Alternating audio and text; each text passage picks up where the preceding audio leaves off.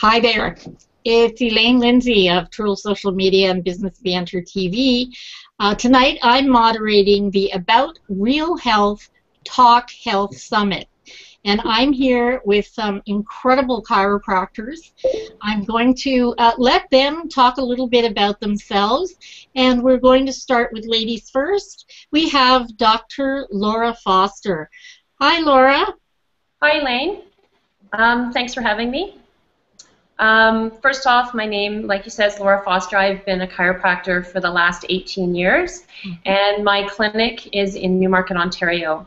And it's this kind of great blend family practice. We have tons of kids right down from infants right through to seniors and, of course, adults.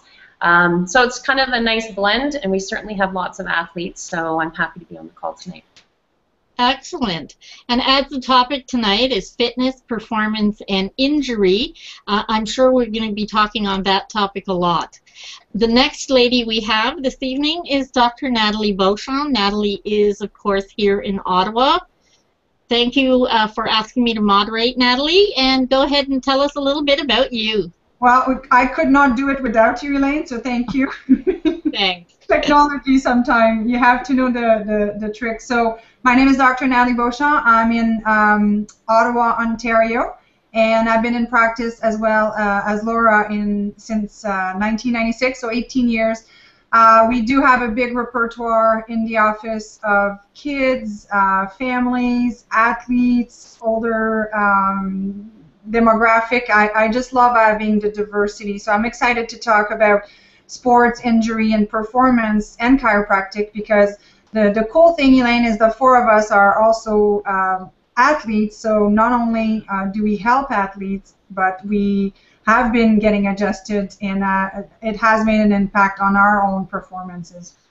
Oh, that's incredible, and yeah, I know for a fact you were a bodybuilder, and perhaps Laura can share with us what her sport was, her preferred sport. Well, I think I've probably run the gamut of a whole lot of things. In the last 5 years, I've done a lot of triathlon. I've done Ironman triathlon a few times, and marathons and all sorts of things like that. So that's that's great. That's great. So now we'll move on to the gentleman. I'm going to start with our newest, Dr. Chris Brown. Hi there. Hey there. Thank you, Elaine, and thanks for having me. I am from Tazewell, Virginia, and I've been in practice for 16 years. My practice, like the lady said, is a family-based practice, and we do work with lots of athletes, from the young kid athletes to the high school athletes to weekend warriors and even elite athletes, so really run the gamut. I have a specialty, postgraduate specialty in taking care of athletic injuries, and I've been doing so working with both football teams at the high school and college level in my area. And I'm a cyclist. I actually played college football many years ago, and I continued my competitive streak with cycling and some swimming. Wow. Well, that's great. Not last but not least, of course, we have Dr. Craig Hazel, who is also in Ottawa, but at the extreme west end. Is that correct? Correct. I'm in Canada, in the west end of Ottawa. Yeah. So I've been in practice for 10 years, and we, again, just like everyone here in the panel, we serve anyone from infants all the way through to 90-year-old great-grandmothers. So we've got a wide spectrum of folks that we take care of. We also take care of a lot of what we would call occupational athletes, and those are our military, our police, and our firefighters, as well as our paramedics. So we've got the athletes that have to go from 0 to 100 in a matter of seconds in order to save lives, but then we've also got the folks who are part of our athletic team, whether it's the weekend warriors to the professional athletes to the amateur athletes. We see all of it. My background is in physical and health education in my undergraduate, and I also did athletic therapy at a major university here in Canada for the men's hockey team. Growing up, I was a hockey player, a golfer, and a soccer player. So I've played both summer and winter sports. Wow, that's excellent. Well, I'm just going to interject one thing, Natalie. Prior to my accident, when I turned 20, I was actually a figure skater. So at one point, I too was an athlete. I didn't know that. That's Long, long ago. all right. So thank you, thank you, thank you. So we sent a survey with 4 questions to people, and I'd like to review some of the results to start the discussion. And if people are asking live questions, we will also answer those. So Laura, in the results that we got on people being injured, it was actually pretty high. 85.7% of the people that took the survey said that they have been injured playing a sport. So does that stat surprise you to be this high from what you see in your office?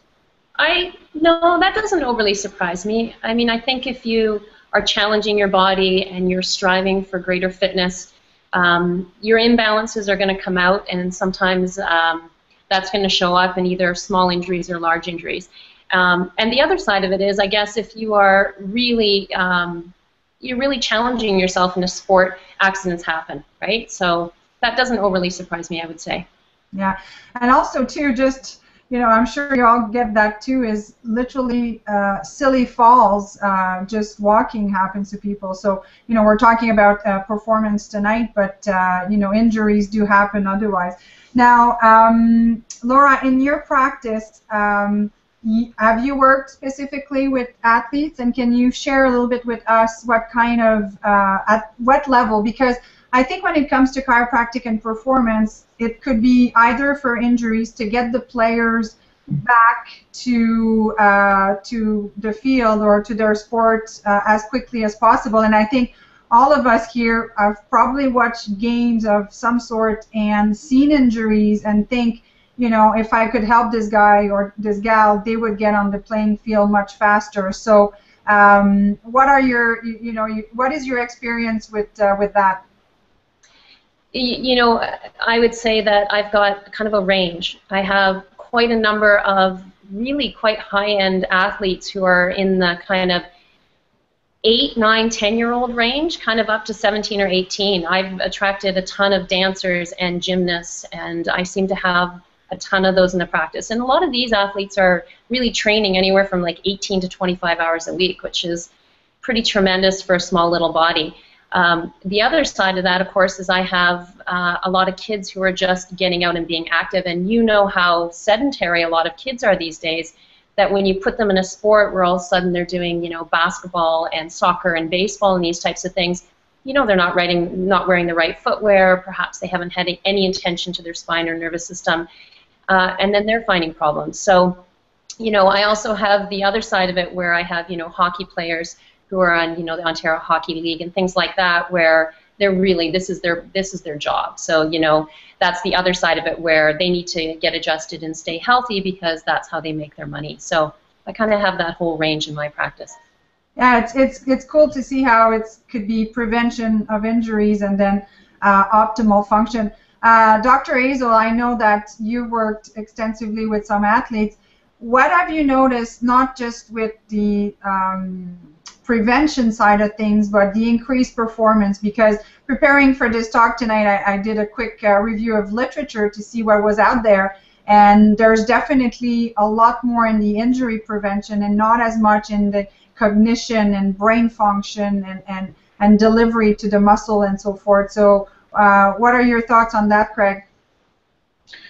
Yeah, so a lot of the protective mechanisms within the tissues of the body are controlled and governed by the nervous system. So within our muscles, there are muscle spindles and different receptive fibers that protect the joint from overextension or overuse injury. And from a responsivity standpoint, we know that when the muscle and the brain are communicating as fast as possible, we get the fastest response time from the muscle. That is something that can be trained into an athlete, but a lot of the pro athletes that we take care of are looking for that extra 3, 4, 5% improvement, and that can make a difference between a regional champion and a national champion. So they're looking for any advantage and any edge that they can get. So from a longevity standpoint, they're benefiting from chiropractic. From a performance standpoint, they're benefiting from chiropractic care. And we find that these athletes have lower recovery times, like they recover faster. They recover faster from their workouts, and they just perform better. So it's something that they seek out, and it's no surprise and no secret that 90% of the world's athletes use chiropractic on a regular basis. So. Mm-hmm. And on that note, I like I said, I did a little bit of a search of which celebrity or athletes, celebrities that are using chiropractic care, and I know in the chiropractic field we know that Lance Armstrong, and we all know is personal chiropractor, so winning 7 Tour de France. Then football is a big one too. So Tom Brady, we've got Jerry Rice, and of course Tiger Woods. And also Dan O'Brien, which is a decathlon athlete, and of course Arnold Schwarzenegger. So these athletes or celebrity athletes are very vocal about the role of chiropractic in their performance. So on that note, Dr. Brown, in the survey that we did, we asked people what they were using more when they got injured. So we had a bit of a mix between the medical doctor, the physiotherapist, and the chiropractor. So could you expand for the people on listening to this? What is the difference between the three in terms of what people can expect and how they may want to work together and so forth? Yeah, I'd say that there's a place for each and every. I think that as chiropractors, what sets us apart from the other two, the physiotherapists or the medical doctors, is our focus on the nervous system. Whereas from the medical standpoint, they would more be willing or looking to adjust or manipulate, if you would, your chemistry through pharmaceuticals. What we're looking to do is to enhance the function of the nervous system. And as Dr. Hazel was speaking about just a moment ago, the better your nervous system is in communication with the rest of your body, not only the better do you perform, but the better do you recover. So really the function of the nervous system is to function, heal, and recreate you. And the better it's functioning, the better it's healing. And by recreating you, I mean we're always in a state of flux. Just since we've been on this call, every person that's on this forum right now and those that are watching, we've all replaced at least 150,000 cells.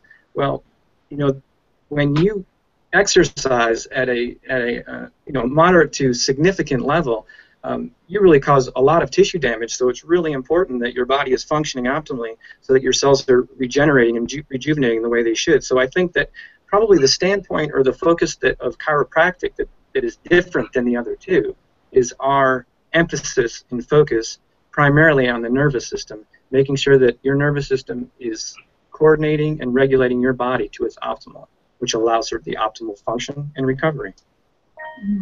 And I think you're right, Chris, that they can all work together. I know personally I refer tons of patients to physiotherapy because there are some injuries that we will get such a faster result if we work together. But on the other end, it's not always reciprocal. Well, I can't say that word. Reciprocating. And I'll tell you, Dr. Nathalie, I agree that, especially with the physiotherapy realm, because a lot of tissues, you know, they benefit from really specific rehabilitating when they're injured, and that's something that a physio does exceptionally well, and that's how we can work so well together. But when you get both of them together, if you go through some type of rehab for a strain or a sprain or a torn ligament or something, and you can go through all the physio in the world, but if your nervous system isn't functioning optimally, your body doesn't get the best opportunity to heal. So that's why the two together really work well.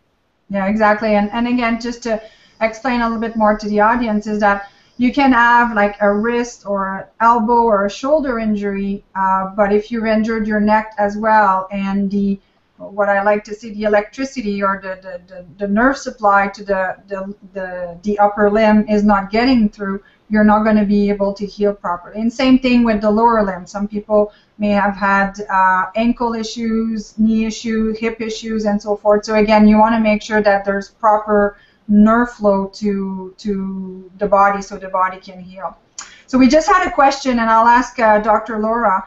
How would you explain to a parent why their young, let's say 8 or 9 or 10-year-old should go see a chiropractor if they don't have any symptoms? And I mean, we come across this all the time, but what would you say to I guess, convince a parent that they should be bringing their kids in the more active they are? Yeah. Well, it's a great question, right? And everyone has a picture in their own mind as to what chiropractic is for. But my best way to explain that is to say you live your life through your nervous system. And that we work with the spine, but the reason that we work with the spine is because the spine and the nervous system are so intimately connected. And once you realize that every cell, tissue, and organ system is connected to the nervous system, then you really recognize that the nervous system is really the master controller of everything that's going on. So, as we know, symptoms are often the last things that show up when somebody is out of balance. And I mean, look at children. They're running and they're jumping and they're doing all these things that create physical or potential for physical imbalance on the body. But the other thing to recognize that your physical body is responding not just to what you're doing physically, but it's also responding in a physical way to the other aspects. For example, metabolic stress and nutritional stress filter through the nervous system will often show up in a very physical way. And it's the same thing with mental emotional stress. So what child is not walking through life with some level of that? They're constantly having to accommodate to all sorts of things, whether it is that physical stress or emotional stress or metabolic nutritional stress. And I think that to give a child the best opportunity in life is to make sure that the core of who they are is really functioning optimally. So being able to do an examination where you're literally measuring nerve function using sophisticated diagnostic equipment, and being able to take a look at a child's history from really in utero, what environment were they created in, and what was their birth process like? So many times when I see a 10 or 12-year-old and I'm seeing functional changes in their body, not necessarily symptomatic, but functional imbalances, these are things that I can already tell have been really happened 5, 10, 8, perhaps even when they were in their birthing process. So the things that even we see as adults, and I know you can all attest to this, you can tell these are things that have been around for 10 or 20 or 30 years. It's so much easier to really raise healthy children than it is to fix broken adults. And I think the best way to explain to a parent is really to give them the opportunity to just walk through the process and just see how comprehensive chiropractors are. We ask questions that shock people because we're really looking at the totality of their child, and that shows up over time. It's great.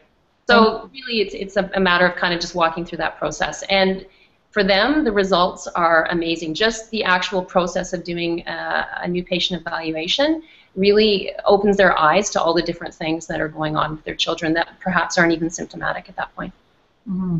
Yeah, and I think like all of us have family practices, so we see kids in our office, athletes or not, and isn't it cool sometimes how it's the 5-year-old who has to come and get an adjustment, and if they've been getting adjusted since they were newborns, it's like they know. They don't really know what's wrong, but they know that they need an adjustment. Yeah. So I find this process so cool, and I like to talk about that with patients that are around that child to say, how cool is that he's learned to be in tune with his body and knows when something's not right and knows what to do to solve it. And for a parent to give that to a child, it's an amazing gift to make sure that first of all they're healthy from the get-go, their nervous system's working optimally from the get-go, but also that you're giving them the gift of being in tune with their body. So that's pretty cool.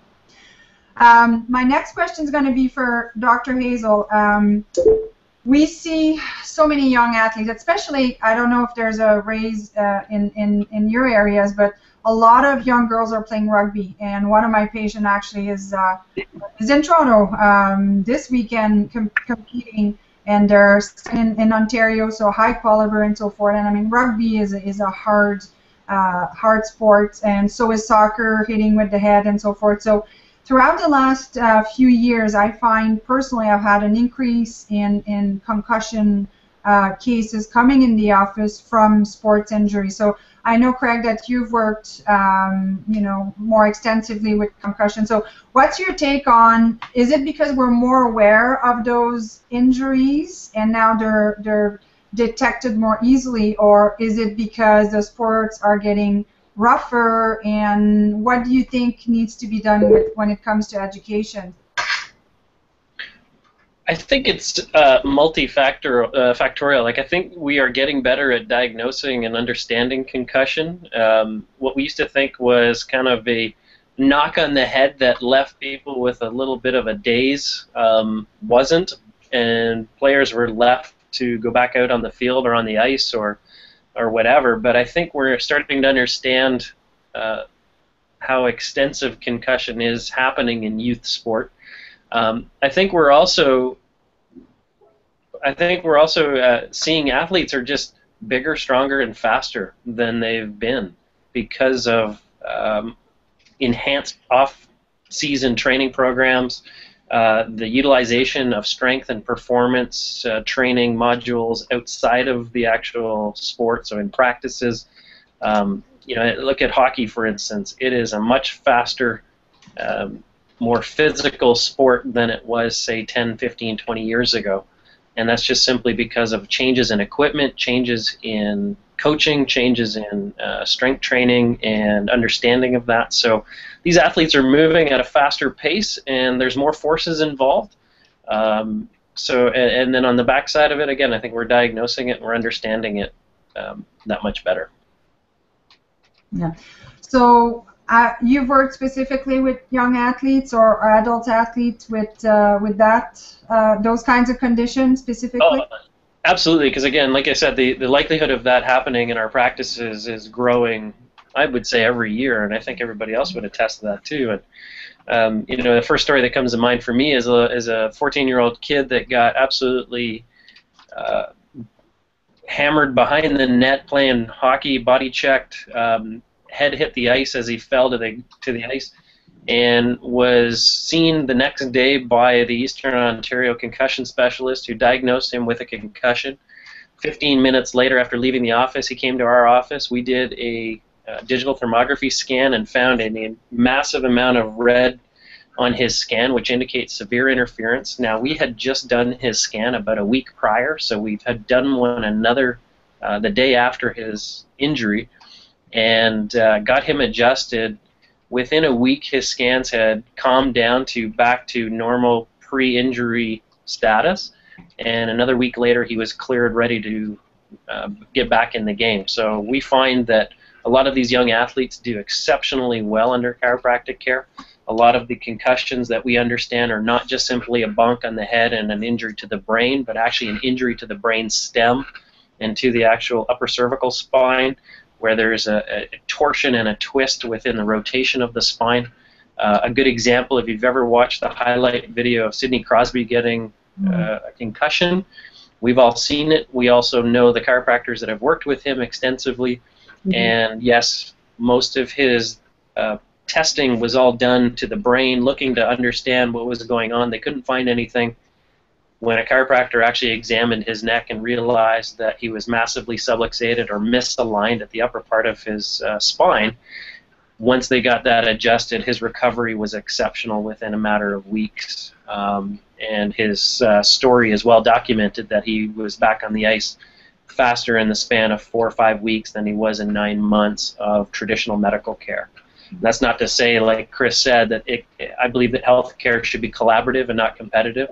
And that's not to say that it's just simply to say that there is a missing link sometimes, and that is what chiropractors find the solution to. So. And thank you for sharing that story, Craig. And I had something, I won't say similar, happened in the office, but it's sad to see sometimes how some people are closed-minded to chiropractic. And it was actually a good friend of mine's daughter, again, rugby, got tackled and went to our local hospital.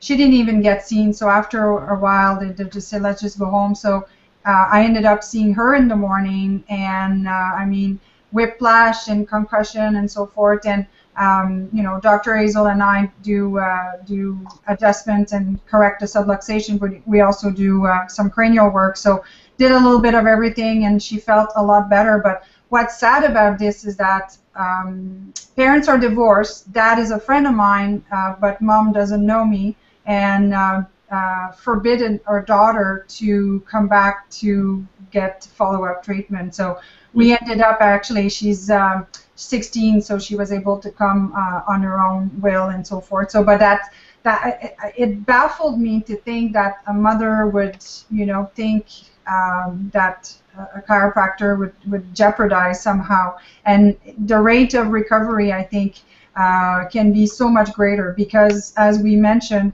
it is multi levels of people that can work. But it's sad me to think that first thing that people will do is, you know, go one route and not make sure that they cover all their bases on that.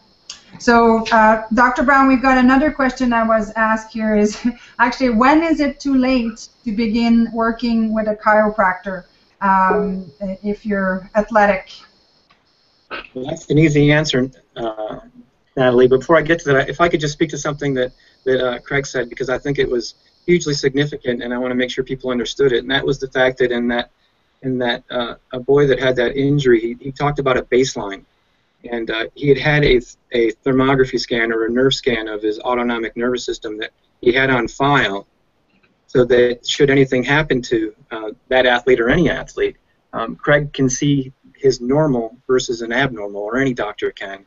And we all have that technology in our offices. And I think that's a huge thing that we can bring, and we are bringing to the athletes in our communities, because they need to be able to differentiate whether or not there is a significant neural compromise in the spinal or even spinal stem region. So he brought up a great point. We want people to get that. While you're on that note, why don't you explain a little bit more about that technology that we've been talking about? I think it'd be a good idea, because we've talked about that on previous Hangouts, but not in this one. So what is the technology we're talking about? Okay, we have technology all in our offices. It's very sophisticated. It was actually developed by NASA, and it's designed, it's literally a window into the nervous system. So it's a way that we can see how all the branches of the nervous system are functioning. The nerves that control the muscles in the body, the nerves that control all the organs in the body, and blood flow in the body. And even we have technology that will show how well their body is adapting to that through something called heart rate variability.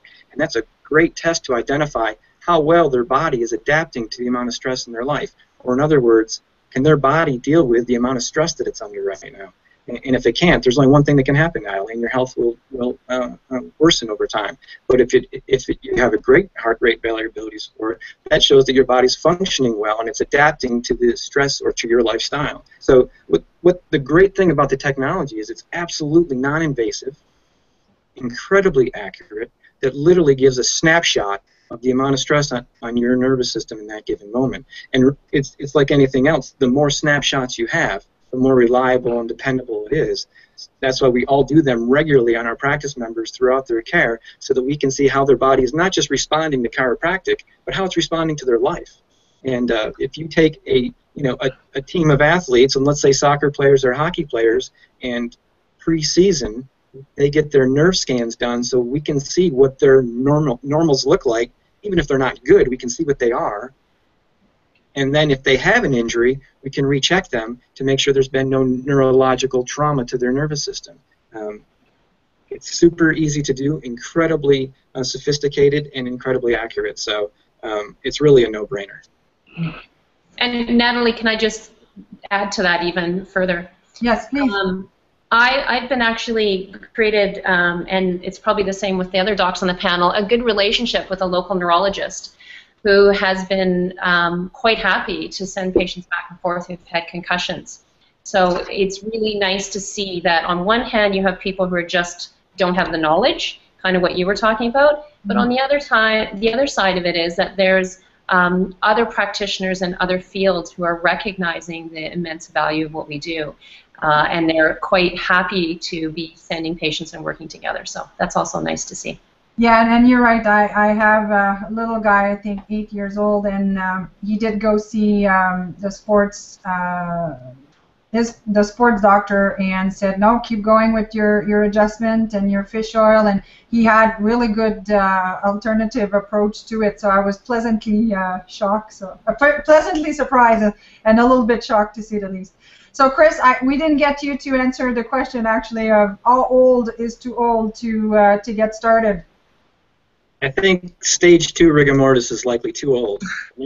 Anything younger than that, I think we can help them. Remembering that the function of the nervous system is to keep your body going as good as possible. That's literally what your nervous system is doing. That's what your brain's designed to do. It's designed to keep you as healthy as possible. Your body is always striving towards health. Well, what we do is we help find any areas in your spine where it could be disrupting the messages that's allowing your body to get as close to health or to great performance as it can. So it's never too late to begin anything, and for some athlete it may be, you know, off the couch and off for a walk, and you know, we can call that an athletic event, and it's never too late. Just it's time to start. No, that's so true. And to go back to something that Laura said earlier, we're talking about, you know, high-end athletes or high-performance athletes, and I can think of a 13-year-old girl sitting on my table last week that is not athletic at all, and at school they had them do some sort of activity, and every time that there would be a different activity, she was sore all over. So I actually had to have a talk with her dad just to, you know, talk to him about, you know, putting her in some kind of, you know, program to strengthen her core and so forth, because she doesn't have much interest in, I won't say no interest in physical activity, but sports per se. So I had to have a good heart-to-heart conversation with the dad to say, listen, we're not heading in the right direction here if she can't even just go outside and play without getting injured or being so sore the way she was. I think it was a little bit of wall climbing. So, you know, any 12 or 13-year-old should be able to do that. So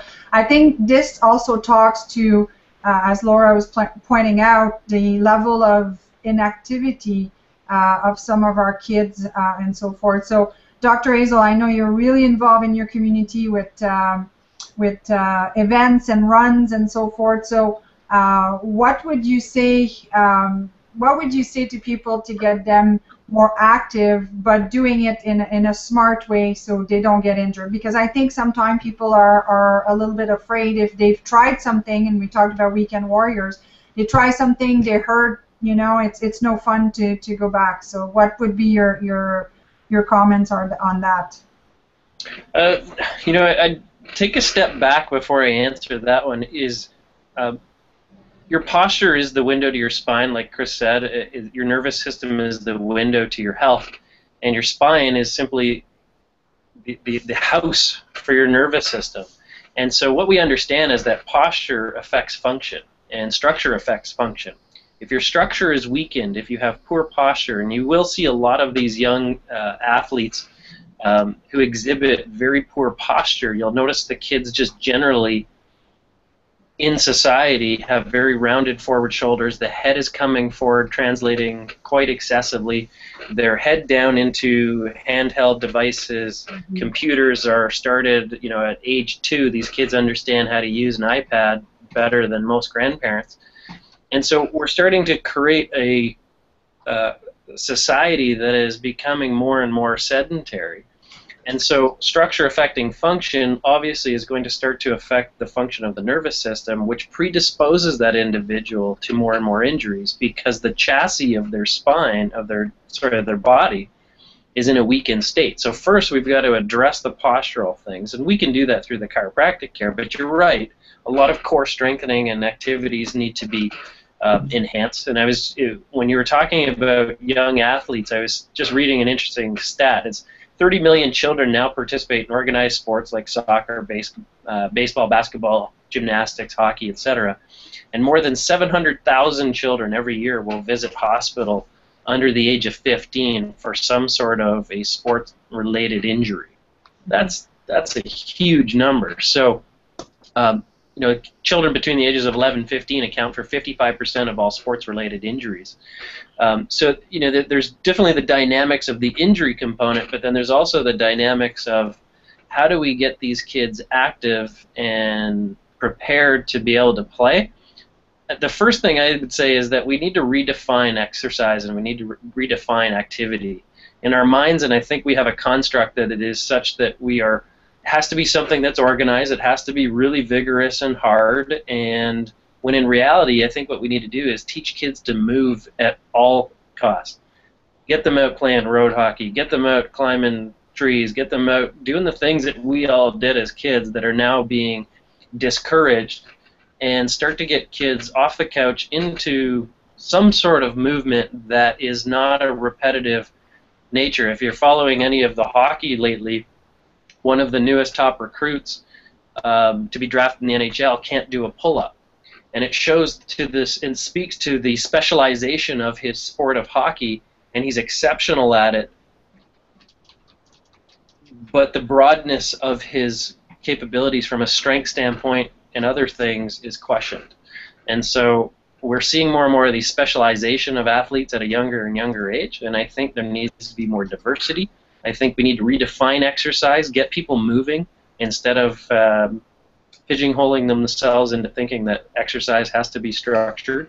And we just need to do it in a graduated manner before. I always say, like, you don't, as older athletes, don't play hockey to get in shape, but get in shape to play hockey. So start doing more things before the season starts.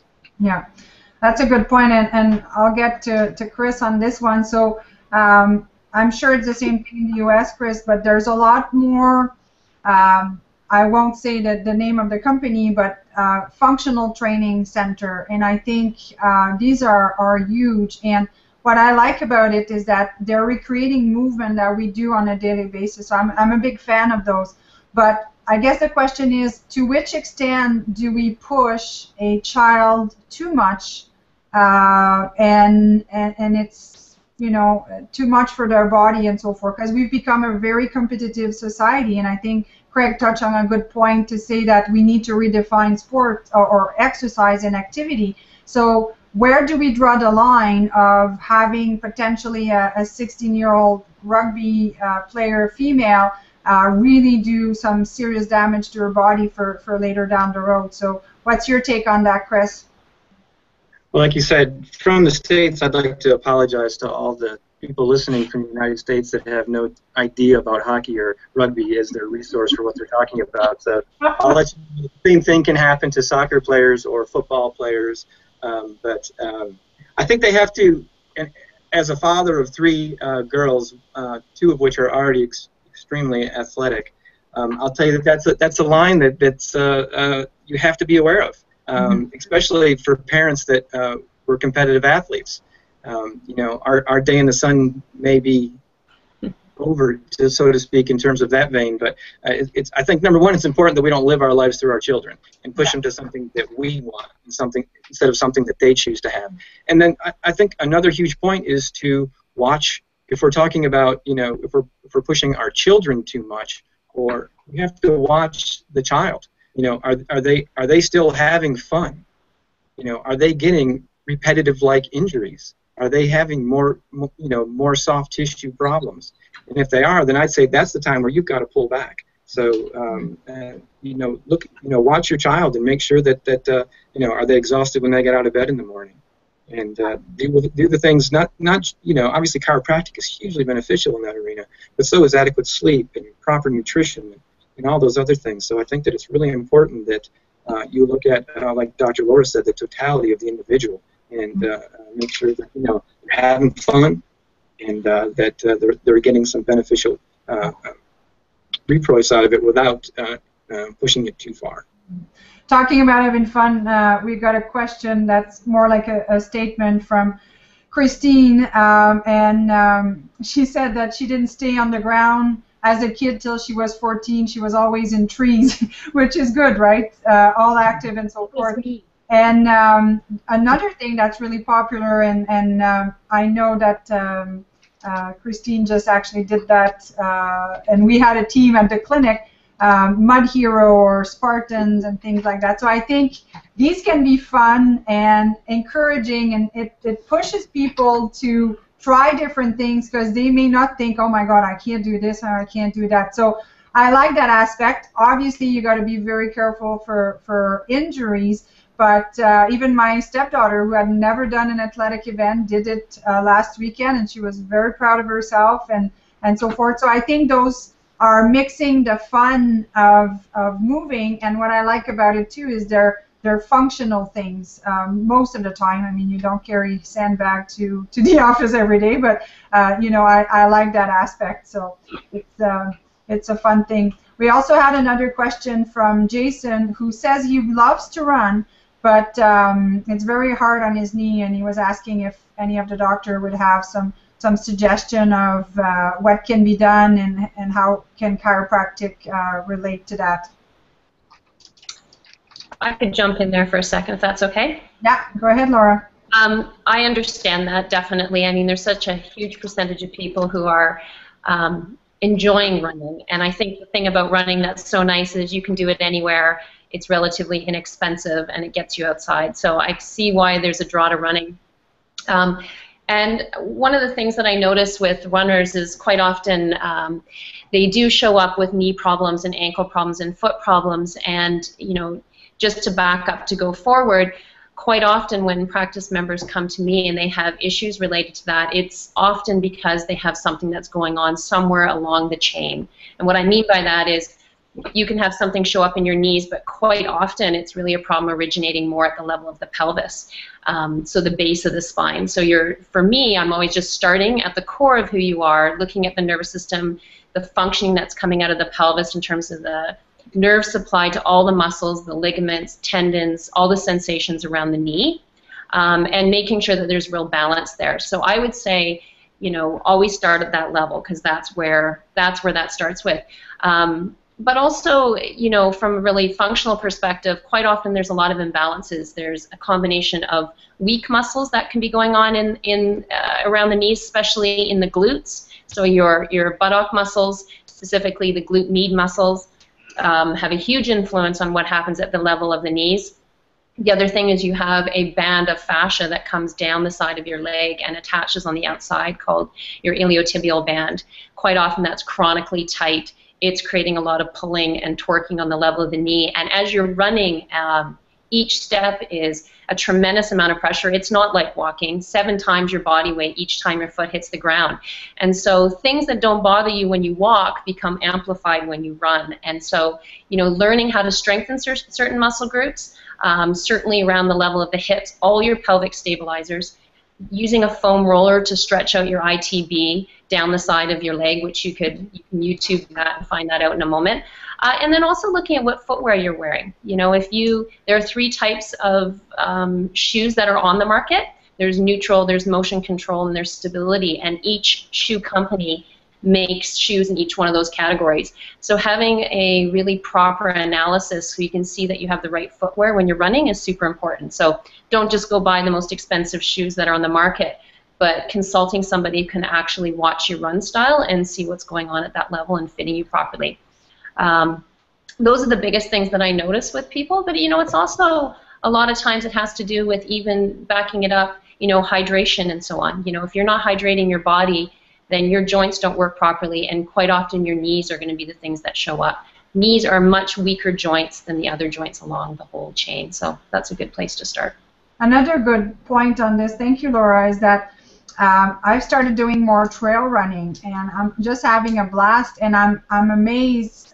Obviously, it's not on hard surface; it's in the woods, and you know, I'm less sore than I am when I'm running on the road and so forth. So that's something that Jason may want to consider. It's a heck of a workout too if you're, you know, climbing hills and so forth.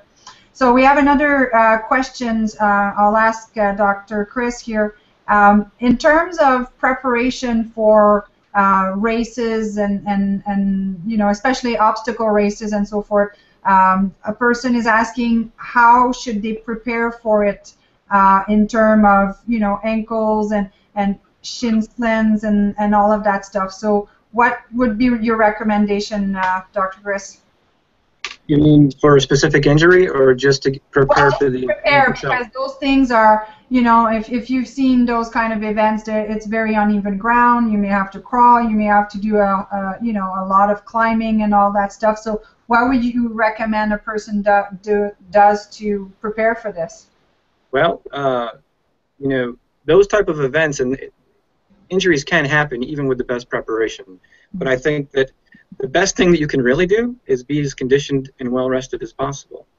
And that starts with, we'll back right up to what Dr. Laura said, is making sure that your body is in alignment, that your nervous system is functioning optimally, that you are hydrated, and that you know, that you've put in the time. And if you haven't put in the time and you're going to go do one of those anyway, you have to be realistic with your body. Okay, you can't push yourself to the point where you're going to get an injury. And you know, most events like that for a moderately training person is a 6-week event out. And with that last week, you're tapering and taking a rest day 2 days before, and then a light workout the day before. And you know, there's no magic thing that you can do to prevent a shin splint beyond your regular everyday stretching of leg muscles and hydrating and keeping your body in balance. And typically that's more of a chronic event anyway, or chronic injury. But I'd say that really the most important thing to prevent injuries is not what you're doing the day of the event, but what you do for the several days, weeks, and months prior to the event. Yeah, to make sure that we stay conditioned. That's why that cross-training aspect is good. And to a certain extent, like Dr. Izzo was saying, you do need to train specifically for what you're going to do, but you need to train, you know, in all different aspects to make sure that your body is able to react properly to the you know, the stressors or the activities that are required. So, geez, time flies answering questions, which is awesome. So I think before we end, I think I'm going to get each of the doctors to you know, maybe share with us one, you know, success stories that they had in their office when it comes to sports. I know I have way more than one, and then we can stay here all night to hear those success stories. But why don't I start with you, Laura? If you one story comes to mind, if you don't mind sharing that with us. Yeah, I really think about some of my most highly intense athletes. I mean, I know we can focus on that, and the vast majority is probably the everyday athlete. But I definitely have had some kids who are in the, you know, those high numbers in terms of intensity, 20 hours a week training. And I recently had one of my young girls in my practice who was going to nationals for gymnastics. And she came in, she's under regular care. She makes this a part of her routine in terms of staying well and keeping fit and keeping in balance. But in this case, she just had been training really hard leading up to the last bit. And tapering for gymnasts, I think, is really short. So I could tell that she was overworked. And it really, at the end, it really came down to her hip and her pelvis was really intensely inflamed. And it was starting to bug her right into her knees and right down to her feet. And so we just sort of did a 911 approach leading up to the last sort of 3-4 days before her event, and really did some really sustained care with her. And it was really wonderful to see how quickly her body could turn around. So, you know, there's keeping your body in balance, and then there's being able to utilize chiropractic to really rise to the occasion when it talks about performance. So that was all the difference for her. It was the difference between competing and not competing. So that happened. Because we know how hard athletes work when they get to that stage. It just, you know, years and I mean, we see it at the Olympics, right? Years of training that, you know, can be blown away like that. So thank you, Laura. Dr. Craig, any stories you want to share? Yeah, I've got a patient, Lori, who had been frustrated for almost 2.5 years, had seen osteopaths, physiotherapists, massage therapists, orthopedists, was getting no resolution to the chronic pain in her hip and down into her knee and ankle. Wasn't able to drive for more than 20 minutes without having great discomfort. Was an avid marathoner. Did a lot of triathlons as well as some ultra marathons, and she was getting extremely frustrated by being sidelined for nearly 2.5 years and not being able to run more than 2 or 3 kilometers without having significant discomfort. And as a last hope, she tried chiropractic and is now back to competing in ultramarathons. Just finished the marathon here at the National Capital Weekend and hasn't felt this good in 20 years.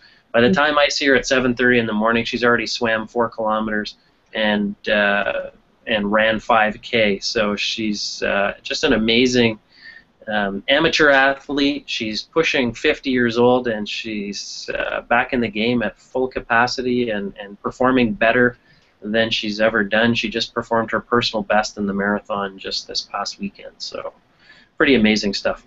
That's cool. Thanks for sharing. Dr. Chris, any stories that come to mind? Great. We all have great ones. One I'll tell you, I think that I'm the only chiropractor in the world, possibly, that's adjusted 3 different guys. They've left my office, gone to the golf course, and hit a hole-in-one.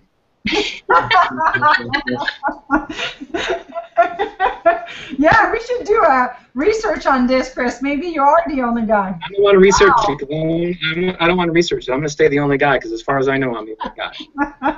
But I was actually going to share another story, but Craig reminded me of one, and that's one of my wife's running buddies, and she has her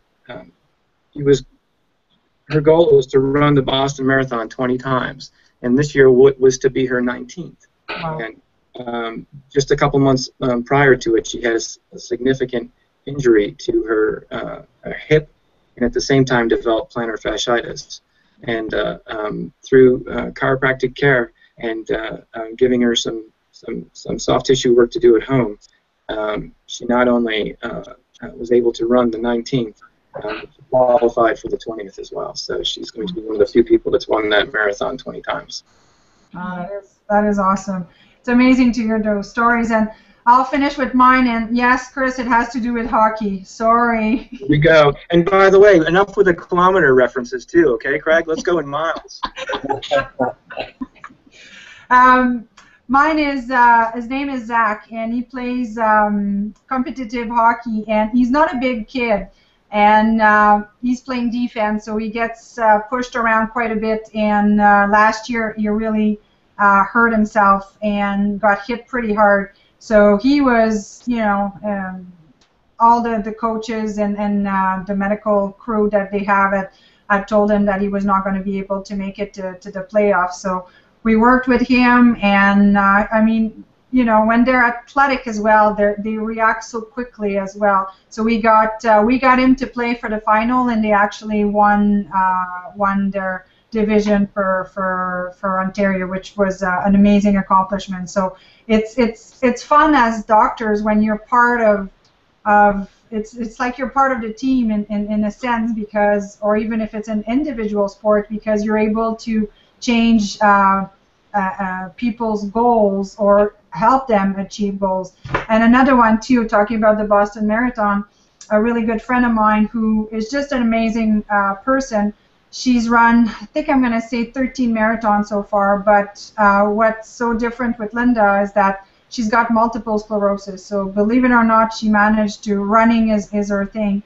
And just before the Boston Marathon, just maybe 1 month before, she was cross-training on her bike at home, and somehow it wasn't racked properly, and she completely fell. So, you know, bruised everywhere, wrist and hip and so forth. And I know that her being adjusted really made it possible for her to run again the Boston Marathon and do really well. And she ran as well to raise money for MS here in Canada, and has done some amazing things with the awareness. So it's so cool as a doctor to be part of the journey with our athletes. Mm-hmm. So any final words, guys, that you want to say? We're coming very close to the top of the hour. Nadia, I'll say thank you for having me, and to all the athletes. I would highly hope they stay motivated to continue, and to, if they really want to seek out their best optimal ability to perform, find a chiropractor. Find a chiropractor that's interested in looking at the totality, as Laura said, of their whole being, and to take that and focus onto their nervous system to help them be the best they can be, both in the arena of fitness and in the arena of life. Mm-hmm. Thank you all. Chris, you said it so nice that we will close with that. So thank you so much to Dr. Chris Brown, Dr. Craig Hazel, Dr. Laura Foster, and our moderator, Elaine Lindsay. Thank you very much for hopping on the Hangout tonight and sharing your passion about chiropractic and how it can help enhance the life of others. So thank you very much. Welcome. Thank you.